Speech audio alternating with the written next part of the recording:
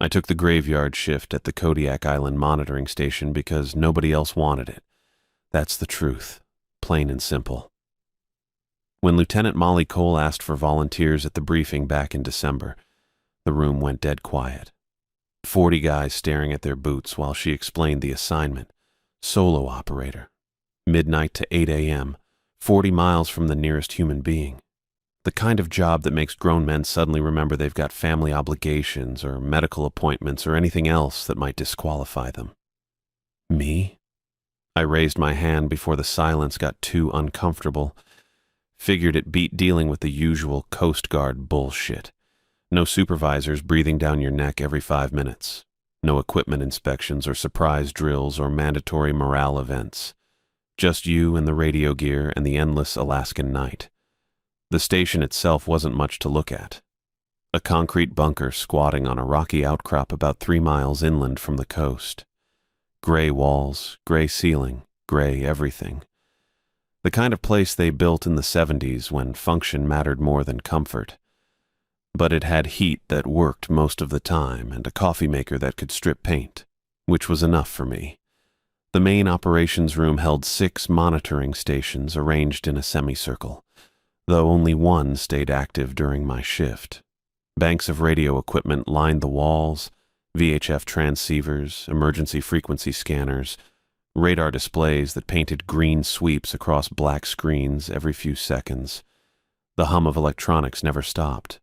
Fans cooling circuit boards, static crackling through speakers. The occasional beep when someone keyed a microphone somewhere out in the darkness.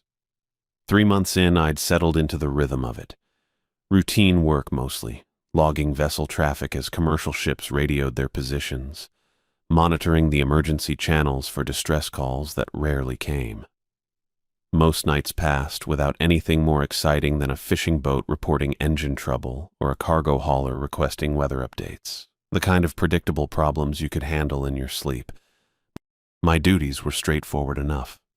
Scan the frequencies, log everything that came through, maintain contact with headquarters every 6 hours. Cole expected a status report at midnight, 6 a.m. and noon, though the day shift handled that last one.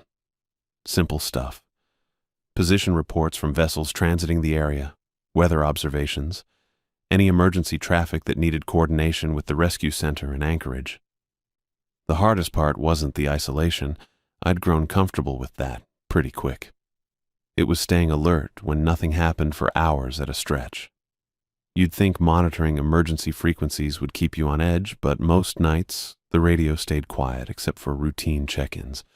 Commercial traffic following their usual routes, fishing fleets working the same waters they'd been working for decades. Predictable patterns that lulled you into thinking nothing ever changed out there. I kept myself busy with maintenance tasks, checking equipment logs, calibrating the direction-finding gear, making sure the backup generators had fuel.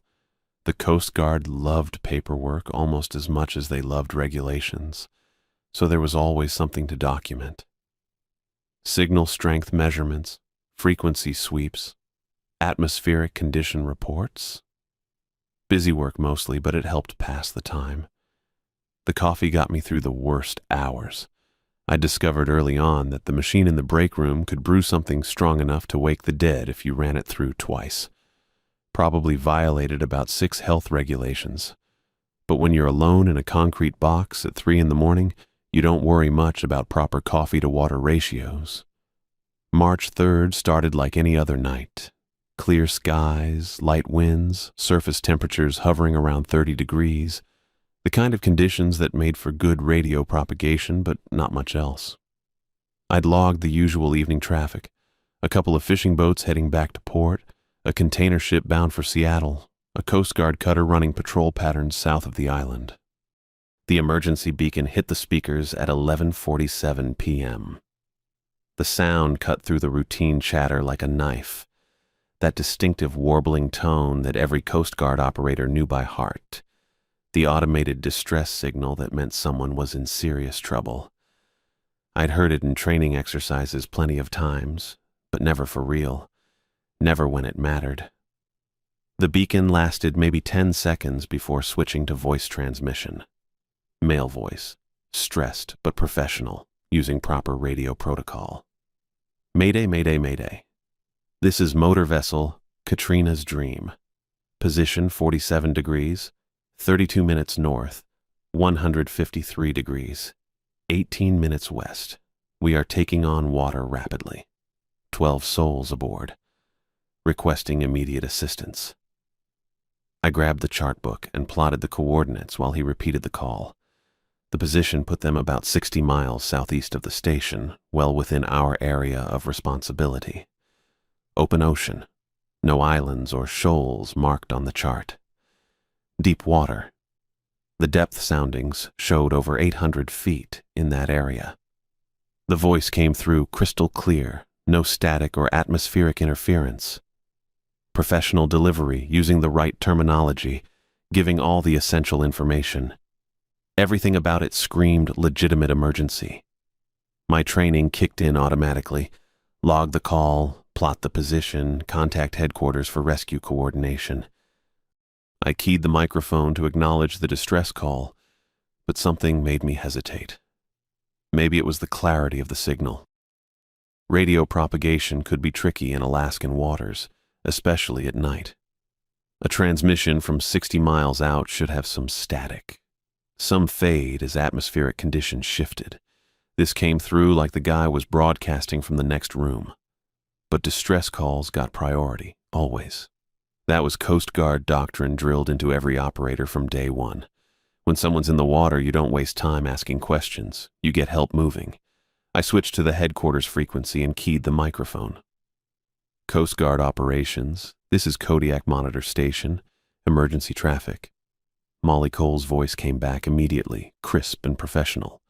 Kodiak Monitor, operations, go ahead. Operations, I have a mayday call from motor vessel Katrina's Dream. Position 4732 north, 15318 west. Vessel reports taking on water with 12 persons aboard. The pause lasted maybe 3 seconds, but it felt longer. Long enough for me to wonder if we'd lost the connection. When Cole came back, something in her voice had changed. The professional warmth was gone, replaced by something colder.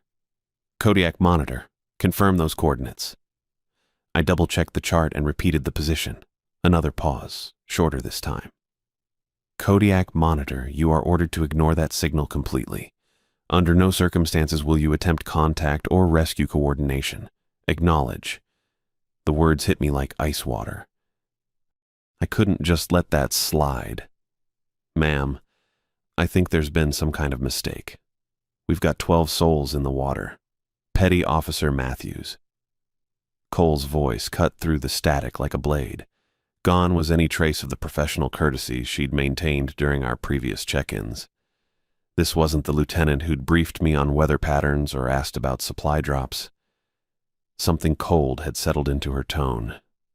Something that made the hair on my arm stand up despite the station's stifling heat from the electronics. I need you to listen very carefully to what I'm about to tell you. The distress beacon kept cycling through its automated message in the background. Mayday, mayday, this is motor vessel requesting immediate assistance. 12 souls aboard, taking on water rapidly.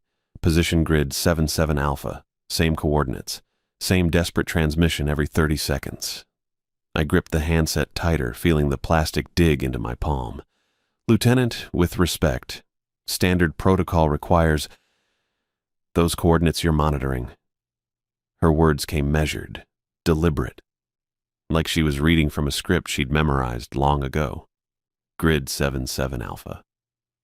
That exact position has been broadcasting the identical distress call for 17 years. The coffee maker gurgled behind me, but I barely heard it. 17 years? I stared at the navigation chart spread across my console, at the pencil mark I'd made where the coordinates intersected. Empty ocean, 800 feet of black water above the continental shelf, drop-off. That's not possible, ma'am. The beacon would have died years ago. Battery life on emergency transmitters is... The signal originates from the merchant vessel Katrina's Dream. Cole's voice carried the weight of something she'd explained too many times before. Lost with all hands on March 3rd, 2007. 16 years to the day before tonight. My mouth went dry. March 3rd. Today was March 3rd. The beacon signal seemed louder now, though that made no sense. I hadn't touched the volume controls. 12 souls aboard. Taking on water rapidly. The automated voice sounded tinny, distorted by whatever equipment was broadcasting it, but underneath, was that something else? Static, maybe. Or... Every rescue attempt has resulted in Coast Guard vessels vanishing without trace, Cole continued, her words dropping like stones into still water. 3 cutters, 2 helicopters, 14 personnel total, including a full SAR team from Kodiak Station. They responded to that same signal, same coordinates. None returned. I found myself staring at the secondary monitor where the beacon signal painted its steady blip. Green phosphorescence against black screen, pulsing like a heartbeat.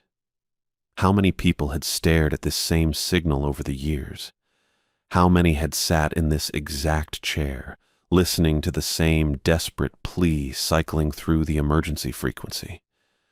The beacon is transmitting from the ocean floor, she said, 800 feet down. Sonar confirms the wreck of Katrina's Dream rests at those coordinates. Whatever's broadcasting that signal, it's been doing so from the bottom of the Bering Sea for nearly 2 decades. Something cold crawled up my spine. I glanced around the station, 12 by 8 feet of concrete and humming electronics that suddenly felt like a tomb. The calendar on the wall showed March 3rd circled in red ink. My own handwriting from this morning marking another day of isolation. Ma'am, if the vessel sank, how is the beacon still? I'm going to give you emergency protocols that weren't covered in your training, Cole interrupted. 7 specific procedures for handling phantom distress calls. You will follow these exactly. I grabbed a pen and notepad from beside the coffee maker. My hand was shaking slightly. Not from cold. The station maintained a steady 72 degrees. But from something else entirely. The beacon signal continued its relentless cycle in the background as I waited. First rule, never respond directly to the signal. Do not attempt radio contact with the transmitting vessel. I scribbled notes, my handwriting looking cramped and urgent. No direct response. Second, maintain complete radio silence during transmission periods. The signal broadcasts every 30 seconds. Do not transmit during those windows. Radio silence during transmissions. Third, log all incidents without investigation. Record the time, duration, and coordinates. Nothing more. Log only. No investigation. Fourth, do not plot rescue routes or calculate response times. Do not engage in any preparation for search and rescue operations. My pen hesitated above the notepad. This went against every instinct I'd developed in 3 years of Coast Guard service. People in distress received immediate response. Period. But I wrote it down. No rescue planning. Fifth, confirm all legitimate vessel positions through radar contact only. Do not rely on radio transmissions for positioning data. Radar confirmation only. Sixth, report any visual anomalies immediately. Lights on the water, unexplained radar contacts, anything unusual in the target area. Report visual anomalies. I underlined that twice. Seventh, under no circumstances attempt solo rescue operations during night shifts. Wait for daylight and backup personnel before investigating any emergency calls. No solo night rescues. The final rule felt like a warning written in someone else's blood. I stared at my notes. 7 rules that made no sense according to everything I'd been taught. But Cole's voice carried the authority of experience, the weight of knowledge I didn't want to possess. The beacon signal cycled again. Mayday. Mayday. This is motor vessel requesting immediate assistance. But this time, underneath the automated message, I heard something else. Voices, faint, almost lost in the static, but definitely human voices calling out in desperation. "Lieutenant," I said, my voice barely above a whisper, "the signal's getting stronger." It does that. Her tone carried resignation mixed with something darker. Every night the transmission gains power, and those voices you're starting to hear, they get more desperate as the hours pass, more real. I listened to the static between beacon cycles, straining to make out words. Were they calling for help? Screaming? I couldn't tell, but the sound made my skin crawl. The voices seemed to multiply with each transmission, layering over each other like an audio recording played backwards. The voices started getting personal on the second night. I mean, they'd always been there underneath that automated beacon message, but now I could make out actual words, names. Jimmy and Carlos, and someone called Skipper who kept shouting about the engine room flooding faster than they could pump it out. Real specific stuff that made my chest tight every time that 30-second cycle rolled around. Mayday, mayday, this is motor vessel requesting immediate assistance. Same automated message as always, but then clear as anything through the static.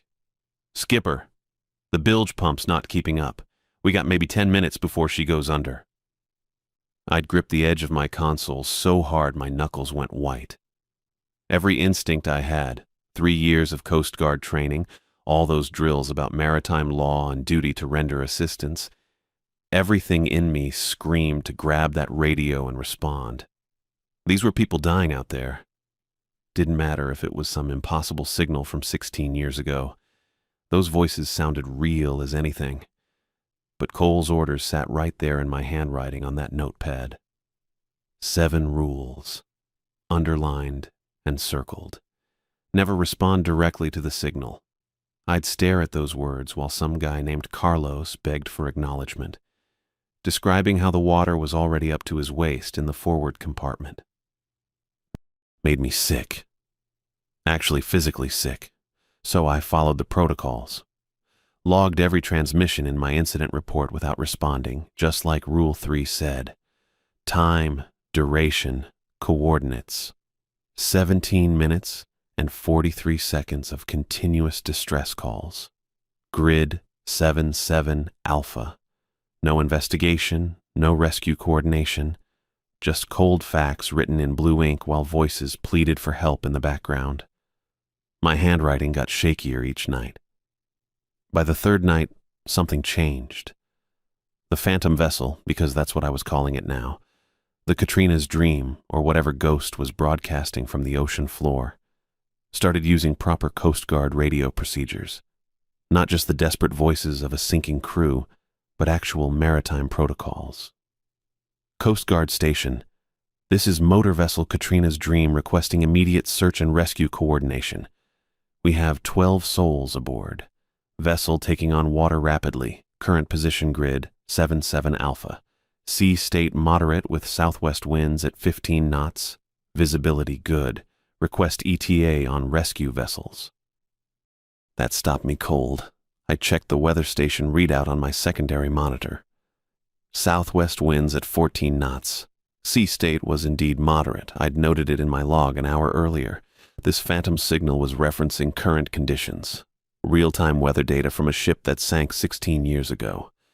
I found myself reaching for the radio handset before catching myself. My fingers actually touched the metal before I jerked my hand back like it was hot. That's how good the manipulation was getting. Perfect procedure, current conditions, everything designed to trigger my training. But I didn't respond. Wrote it all down instead. Noted the weather correlation, the proper radio format, the way they'd started using official terminology. Cole needed to know about this evolution in the signal's behavior. The fourth night was when I first saw the lights. I'd gotten into the habit of scanning the horizon with binoculars during the transmission windows. Not because I expected to see anything, just, I don't know. Something to do with my hands while those voices tore at my conscience. The ocean looked empty as always, dark water stretching to the black horizon. Then, right at grid 77 Alpha, I caught a glimmer. Running lights. Red and green navigation lights exactly where they should be on a vessel's port and starboard sides. A white masthead light higher up. standard configuration for a motor vessel operating at night. I lowered the binoculars, rubbed my eyes, looked again. Still there. The lights moved with a ship's natural roll, rising and falling with swells that were too distant for me to see. But there was nothing on radar. Nothing at all. Just empty ocean on my scope while those navigation lights bobbed 18 miles southeast of my position. I watched them for 20 minutes before they faded out. Didn't blink off suddenly, just gradually dimmed until the horizon was dark again. Like a ship moving away beyond the curve of the earth. My incident report that night ran 2 full pages. But the really weird stuff started during the 4th night, when my radar scope lit up. I was halfway through a cup of coffee, still making it too strong, but the burnt taste had become familiar, when a contact appeared at the phantom coordinates. Solid return, showing range and bearing exactly where the beacon originated. But the movement patterns made no sense. Ships don't zigzag at 30 knots in heavy seas. They especially don't stop dead, reverse course, then accelerate to 45 knots in the span of 2 minutes. This contact was pulling maneuvers that would tear apart any real vessel. Then it split into 3 separate returns, 3 distinct radar contacts where there'd been one, each moving in different directions at impossible speeds. I adjusted the gain, checked my equipment settings, even tapped the scope housing. The contacts remained. 2 minutes later, they merged back into a single return. Then that contact expanded until it showed as something 800 feet long. No ship that size operated in these waters. Hell, no ship that size operated anywhere except major shipping lanes with deep-water ports. The contact would appear for 5 or 10 minutes, perform these impossible maneuvers, then vanish completely. Sometimes it showed as multiple small vessels. Sometimes as that massive 800-footer. Sometimes as something so large my radar couldn't get a clean edge on it. I started marking each appearance on my navigation chart with different colored pencils. Red for single contacts, blue for multiples, black for the oversized returns. By dawn I had 17 marks scattered around grid 77 Alpha in patterns that looked like some kind of search grid. Like something was looking for survivors. But the voices, that's what really got to me. The original crew of the Katrina's Dream had been 12 people. I'd memorized their names by now. Jimmy, Carlos, Skipper, Maria, Dutch, and 7 others whose voices I could distinguish even through the static. Same people every night, same desperate calls about flooding compartments and failed pumps. Except on the 4th night, new voices joined them. This is fishing vessel Northern Star. We're taking on water fast. Engine rooms flooded. We got 4 souls aboard. A different accent, younger voice. Panicked but using different terminology than the Katrina's Dream crew. Then another. Research vessel Endeavour requesting immediate assistance. We've lost power and we're drifting toward the rocks. 6 souls aboard. I grabbed my incident files, flipping through pages until I found what I was looking for. Cole had mentioned other missing vessels. A fishing boat from 2018, a research vessel from 2011, Northern Star, lost with 4 crew in October 2018. Endeavour. Research vessel, 6 aboard, disappeared February 2011. The phantom distress calls were collecting voices from every ship that had vanished trying to respond to the original signal. 16 years of rescue attempts, all those Coast Guard personnel who'd disappeared. Their voices were joining the chorus now. Each 30-second cycle brought more desperate pleas from crews that had been dead for years. Cole's morning check-in on the 5th day changed everything. I'd been expecting the usual routine, status report, weather conditions, maybe some administrative nonsense about supply runs. Instead, her voice carried a weight I hadn't heard before when she crackled through at 0800 hours. Matthews, we need to discuss the nature of your current assignment. I set down my coffee mug, the ceramic one with the chipped handle that I'd grown oddly attached to, and reached for my notepad. Something in her tone made me want to document whatever came next.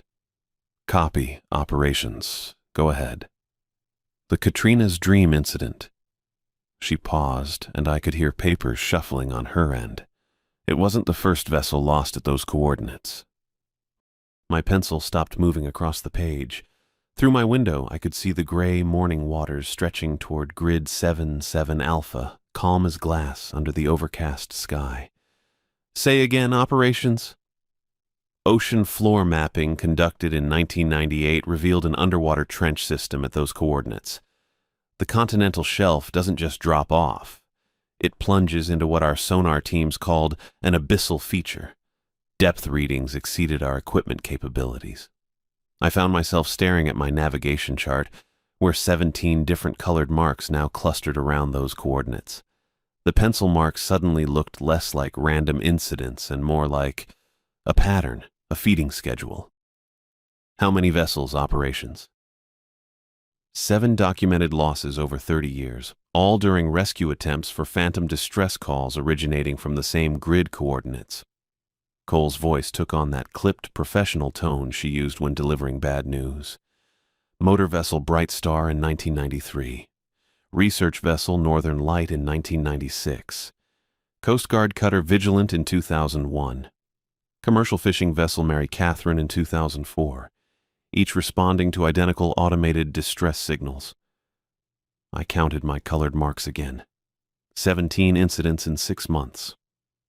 The thing was getting more active. Operations. I had to clear my throat. What exactly are we dealing with here? Static filled the channel for nearly 30 seconds. When Cole returned, her voice was barely above a whisper. Something in the deep water, Matthews. Something that's been using those signals as bait for 3 decades. The word bait hit me like cold seawater. I thought about all those nights I'd listened to the phantom voices, Jimmy calling about the flooding engine room, Carlos reporting bilge pump failure, the skipper coordinating abandoned ship procedures. Perfect human desperation broadcast with mathematical precision every 30 seconds. It learns, Matthews, Cole continued, and I could hear her flipping through what sounded like a thick file. Each rescue attempt provides new data, new voices, new procedures to mimic. My hand was shaking as I wrote "learns" in capital letters and underlined it twice. The coffee maker gurgled in the corner, finishing another pot I probably wouldn't finish drinking. The transmission started simple, basic Mayday calls with minimal detail. Over the years, they've become increasingly sophisticated. Perfect Coast Guard protocol, real-time weather correlation, proper vessel identification procedures. I remembered the 4th night, when the phantom signal had referenced current wind conditions that matched my weather station readouts exactly. 15 knots southwest, moderate sea state. How the hell had it known that? It began incorporating voices from previous rescue attempts around 2008, Cole said. Coast Guard personnel who'd responded to earlier calls. Petty Officer Chen from the Vigilant calling for backup. Lieutenant Morrison from Kodiak Station reporting false coordinates to divide rescue assets. My blood went cold. The voices I'd been hearing weren't just from the Katrina's Dream crew. They were from my people, Coast Guard personnel who'd vanished trying to help. Operations, those 7 protocols you gave me. I stared at my handwritten notes, the rules I'd been following religiously. They're not safety measures. Negative, Matthews. They're containment procedures. The word hung in the air like a death sentence. Containment, not rescue protocols or safety guidelines. Containment procedures designed to keep rescue assets away from something that had been collecting vessels and crew for 30 years. The entity, and that's the only term our analysts can agree on, demonstrates adaptive learning capabilities. It studies our responses, modifies its approach, becomes more convincing with each iteration. Cole's voice carried the exhaustion of someone who'd been fighting this thing for years. Your station exists to monitor and document, not to coordinate rescue operations. I looked around my 12 by 8 concrete box with new eyes. The humming electronics, the multiple radio arrays, the sophisticated monitoring equipment. This wasn't a rescue coordination center. It was an observation post, a blind for watching something dangerous. How many personnel have we lost, operations? 14 confirmed missing. 3 cutters, 2 helicopters, multiple small craft responses. The thing doesn't just take vessels, Matthews. It takes knowledge. Every radio procedure, every emergency protocol, every tactical formation we've used against it. I thought about the impossible radar contacts I'd been tracking. The returns that zigzagged at impossible speeds, split into multiples, then merged back together. Something down there was playing with our equipment, learning our capabilities. On the 6th night, the Phantom transmissions included proper Coast Guard authentication codes, Cole continued. Current codes, Matthews. Codes that should be impossible for anything outside our command structure to possess. My hands were shaking now. The authentication codes were classified, changed monthly, distributed through secure channels. If this thing had access to current codes, it's been inside our communications network, I whispered. Affirmative. For how long, we don't know. The 7th night arrived with clear skies and dead calm seas. I'd spent the day reviewing my incident reports, cross-referencing Cole's revelations with my observations. The pattern was unmistakable. Something intelligent was studying us, learning from every interaction, becoming more sophisticated with each passing year. At 2200 hours, the Phantom signal began its familiar cycle. But something was different. The automated message played as usual, but underneath it I heard a new voice, clear as day, using proper Coast Guard radio protocol, my own voice. Coast Guard operations. This is Remote Station Delta 7 declaring emergency evacuation. Request immediate helicopter extraction. Grid coordinates 77 Alpha showing multiple hostile contacts. Repeat, requesting immediate emergency extraction for station personnel. I stared at the radio console in horror, listening to myself call for help with perfect inflection, using my exact speech patterns, my radio call sign, my station designation. The thing had recorded me during my regular check-ins and was now broadcasting my voice as part of its lure. The transmission ended, and 30 seconds later, it began again. My voice, calling for emergency evacuation that would send a helicopter directly into whatever was waiting in the deep water at Grid 77 Alpha. The thing is, I should have realized sooner what was happening with my voice. The entity wasn't just playing back some recording like a broken radio. It had been studying me, learning the way I talked, the pauses I took between words, how I said "Roger that," with just a hint of fatigue after 12 hours on shift. It knew which frequencies I used for different calls, knew I always started my position reports with grid coordinates first, then vessel count, then weather conditions. When I heard myself calling for emergency extraction that 7th night, it wasn't just my voice. It was me having a conversation I'd never had, using words I'd never spoken, but in exactly the way I would have said them if I was actually trapped at Delta 7 with hostile contacts bearing down on my position. The entity had dissected months of my radio communications and rebuilt them into something that sounded more like me than I did. I grabbed the binoculars from their hook beside the radar console. My hands were shaking. Couldn't help that.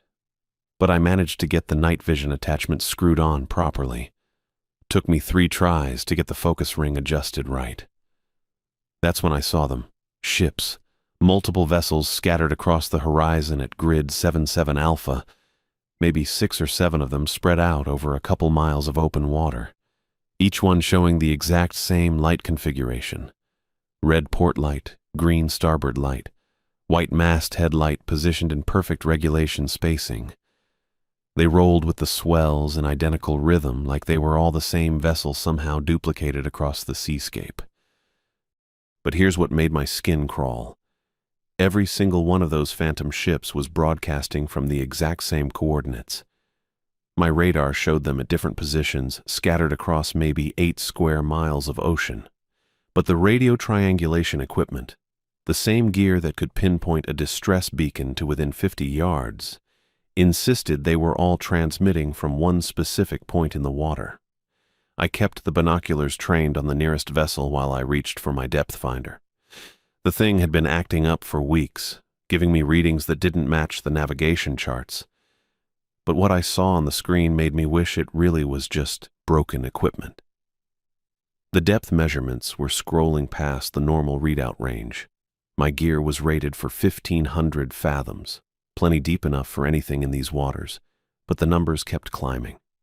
2,000 fathoms, 3,000, 4,000 feet down and still going, like the ocean floor was dropping away into some kind of bottomless pit. Then I saw movement on the depth finder. Not the steady return you'd get from a solid bottom, but something shifting. Something massive down there in the deepest water, moving in patterns too deliberate to be currents or debris.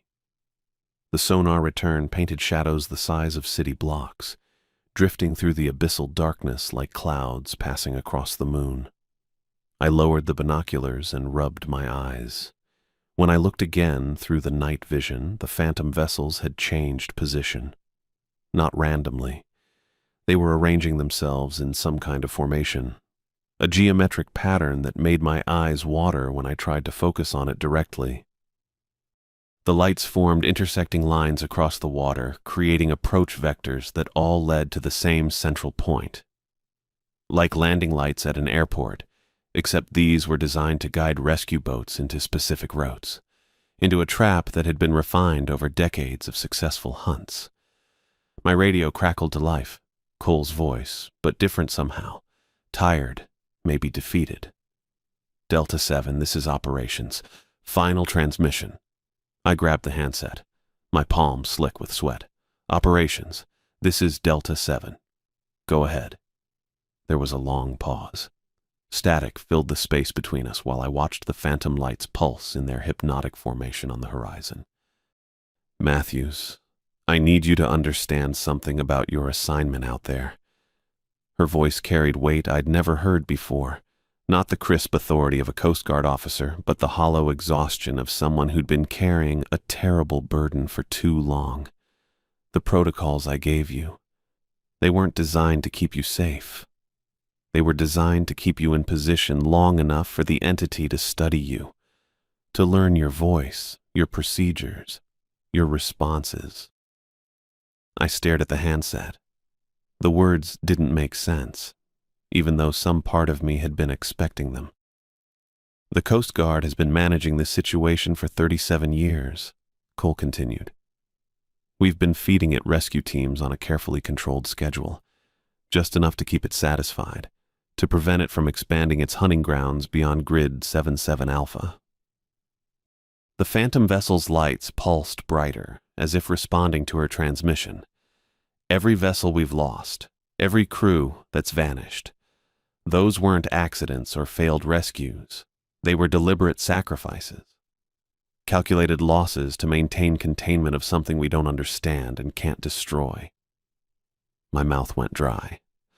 I thought about the 14 missing Coast Guard personnel she'd mentioned, the 3 cutters, the helicopters. Your assignment was never about monitoring radio traffic, Matthews. You're bait. The entity's most active during its anniversary period, and we needed someone in position to serve as a lure during its peak hunting cycle. The depth finder showed something rising from the trench, something enormous, ascending through thousands of feet of black water toward the surface, where the phantom vessels waited with their impossible lights. You were selected because you're alone out there. No family to ask questions when you disappear. No close connections at headquarters to investigate too thoroughly when your station goes silent. Cole's final words cut through the static like a blade through flesh, leaving me alone with the truth I should have seen coming from the first night I heard that phantom distress call. The horizon started bleeding pink around 5:30 in the morning. I'd been staring at those same radar contacts for hours now, watching them multiply like cancer cells across my scope. What started as maybe 8 or 9 impossible returns had grown into something that made my equipment look like it was tracking a goddamn invasion fleet. The coffee had gone cold in my mug hours ago. Bitter stuff anyway. I'd been making it too strong for weeks now, trying to keep my head clear while everything around me went to hell. My hands shook as I adjusted the radar gain, hoping maybe I'd been seeing things wrong. But there they were, dozens of contacts now, all converging on a single point. My coordinates. The distress calls had been building all night too. What started as that familiar 30-second cycle from Katrina's dream had become... Christ, I don't know how to describe it. Like listening to a stadium full of drowning people. Voices layered over voices, each one crystal clear and desperate as hell. I could make out individual words now, names, coordinates, equipment failures. But they all blended together into this wall of sound that made my teeth ache. I pressed my palms against my ears, trying to block it out. Didn't help. The sound wasn't just coming through the radio speakers anymore. It was in the air itself, vibrating through the concrete walls, up through the metal desk, into my bones. The whole station hummed with it. The radar scope pulsed with each new contact. 43 returns now. I'd stopped counting after 30, but the screen kept adding more. They appeared in clusters, groups of 3 or 4 at a time, all heading toward the same point. Toward me. That's when it hit me. I wasn't monitoring these signals. I was sending them. The realization came like a punch to the gut. I stared at my radio equipment, the transmitter that I'd been using for months to check in with Cole, to report weather, to log vessel traffic. The same transmitter that had been humming constantly, even during the quiet hours when I wasn't actively broadcasting. I'd always figured it was normal background noise, equipment cycling through diagnostic routines. But it wasn't diagnostics. It was transmission. I grabbed the technical manual from the shelf above my console, pages crackling as I flipped through frequency allocation charts. My hands were shaking so bad I could barely read the fine print. There, buried in the specifications, power output ratings that made my blood turn to ice water. This wasn't a monitoring station. It was a broadcast facility. The antenna array outside wasn't designed to receive signals from ships in distress. It was built to transmit across hundreds of miles of open ocean. Every frequency I'd been monitoring, every emergency channel I'd been scanning, I'd been pumping out signals on all of them. Phantom distress calls riding on carrier waves, strong enough to reach shipping lanes from here to the Aleutians. I thought about all those cargo haulers and fishing boats I'd been logging in my reports. Regular traffic, I'd called it. Vessels heading to and from Kodiak, Dutch Harbor, Anchorage. Normal maritime activity. But what if it wasn't normal at all? What if every single one of those boats had been following distress signals? Signals that originated right here, from my station, broadcasting automated maydays that would draw any decent captain toward Grid 77 Alpha to attempt rescue operations that would never succeed. The entity in the deep water didn't need to hunt. It had me doing the hunting for it. I yanked open the desk drawer where I kept my incident reports. Page after page of logged vessel traffic, dating back 3 months to when I'd first arrived at Delta 7. Fishing vessel Northern Pride, heading southwest at 1400 hours. Cargo hauler Pacific Venture, altering course to southeast at 2230. Research vessel Endeavor. Endeavor. Cole had mentioned that name when she'd listed the missing ships. Research vessel Endeavor, 6 souls aboard, disappeared in 2011 responding to the Phantom signal. But I had it logged here. Just last week.